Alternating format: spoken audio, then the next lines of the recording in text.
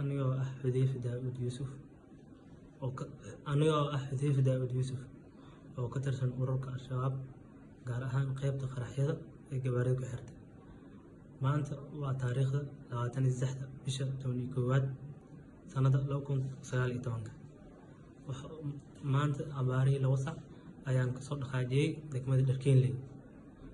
Markaa kasoo dhaqaajiyey waxaa watay bambada gaari loo xiray. Waa soo baxay waxaa imaaday beerta cabaar joogay. Markaan joogay waan baxay waxaa aaday isgoyska Banaadir. Intaas dhan waa la hagaayay.